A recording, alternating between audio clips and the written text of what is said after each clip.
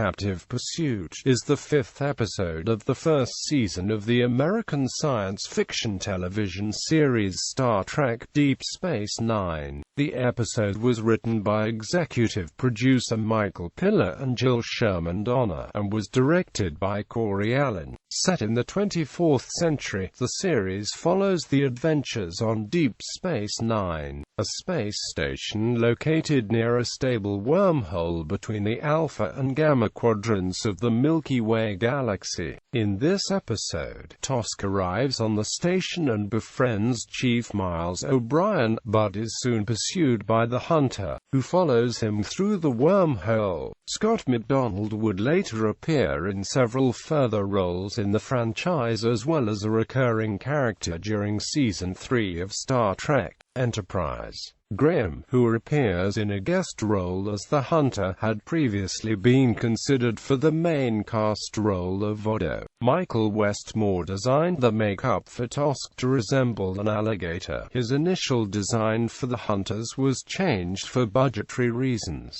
The episode was praised by the cast and crew, and received a Nielsen rating of 12.9, placing it as one of the 4 most watched episodes of the first season. Critical reception was mostly positive, with critics approving of Meany and McDonald's performances, but disliking the formulaic nature of the plot. The episode won an Emmy Award for Best Makeup for a Series. Plot: a damaged, unidentified vessel from the Gamma Quadrant docks at Deep Space Nine for repairs. Its reptilian pilot, identified only as Tosk, is the first known life form from the Gamma Quadrant to visit the station. Chief Miles O'Brien suspects Tosk is running from something, due to evidence of weapons fire on his vessel. O'Brien befriends Tosk and tries to help him repair his ship. However, Tosk attempts to steal from a weapons locker and is put in a holding cell by Security Chief Odo. Uniformed aliens arrive in the Alpha Quadrant through the wormhole, beam onto the DS9 promenade, and start a phaser battle with a team led by Commander Benjamin Sisko.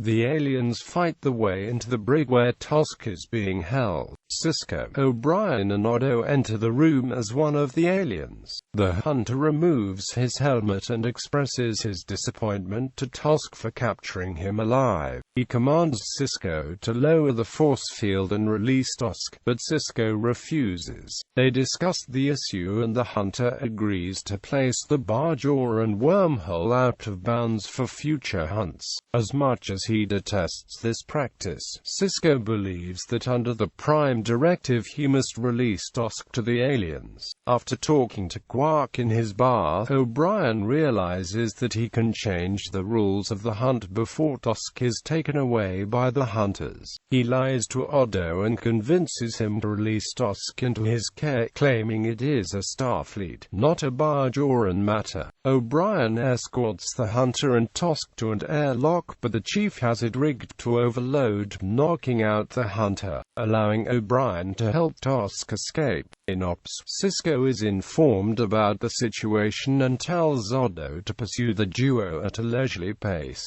giving O'Brien time to help Tosk escape the station with the Hunters in pursuit. Later, an angry Sisko reprimands O'Brien for his actions. The Chief expresses his surprise at not being apprehended immediately by Odo. Sisko claims that he must have slipped up and gives O'Brien a wry smile. Production. Originally titled A Matter of Breeding, director Corey Allen said the episode intended to move away from the squeaky clean plots of Star Trek The Next Generation. After the franchise's creator Gene Roddenberry banned disagreements between characters in The Next Generation, this became one of the main elements that the producers wanted to include in the new series. In the episode, this was shown by O'Brien releasing Tosk, but originally, during the teaser segment at the beginning, it was intended to show debut girl Miss Sada propositioning Commander Sisko. We had long conversations on that and ultimately came down on the conservative side, but we'd never even had that kind of conference on TNG. Allen explained. Executive producer Michael Piller wrote the episode with writer Jill Sherman,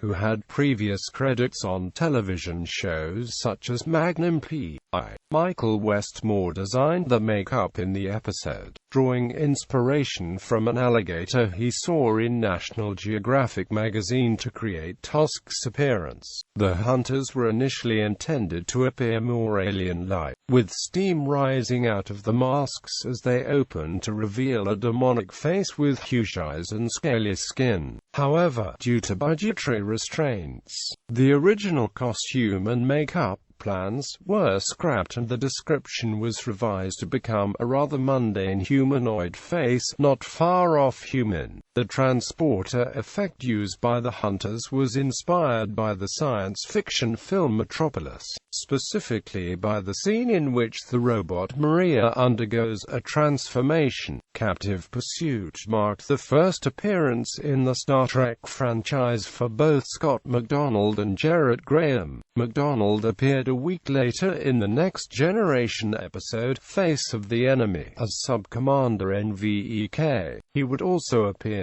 in the DS9 episode, Hippocratic Oath, and the Star Trek Voyager pilot, Caretaker. In Star Trek Enterprise, he was cast in the recurring role of the Shindy reptilian antagonist Garak Dolam through the third season. Graham was once considered, along with René Auberjonois and Andrew Robinson, for the role of Odo, which went to Auberjonois. Robinson was later cast as Elam Garak.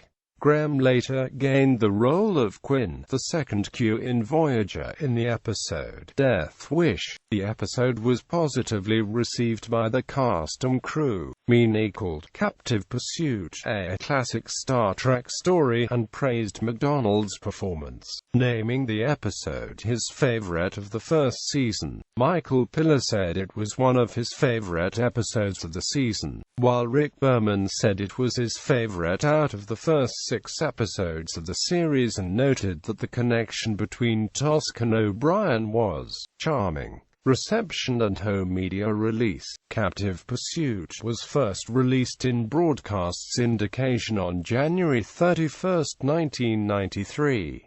It received a Nielsen rating of 12.9%, placing third in its time slot. This was the 4th highest-rated episode of the season, behind Emissary, Past Prologue, and A Man Alone. It won the Emmy Award for Outstanding Individual Achievement in Makeup for a Series. Writing for Tor.com, Keith DeCandido praised Captive Pursuit despite, in his opinion, the weakness of the first season of DS9 prior to the episode Duet. DeCandido noted that Captive Pursuit was a good Prime Directive-themed episode with interesting alien cultures. He described Colm Meaney as magnificent and said that Scott McDonald gave a superb performance. DeCandido gave the episode a rating of 7 out of 10, calling it a good, solid, well-put-together episode anchored by 2 excellent performances. Zach Handelin, in his review for the AV Club, said that the episode was formulaic, lacked substance, and was simply designed to give Meaney something to do. He praised the dynamic between Meaney and McDonald, but said that, while not a classic, entertaining enough, and it helped to set up O'Brien's character as one to balance the complexity of some of the newer characters introduced on the show. The first home media release of the episode was on VHS cassette in the United States on September 10, 1996. It was part of the initial launch of cassettes by Paramount Home Video, which saw the first 6 episodes released and was on a single episode cassette. It was released on DVD as part of the Season 1 box set on June 3, 2003.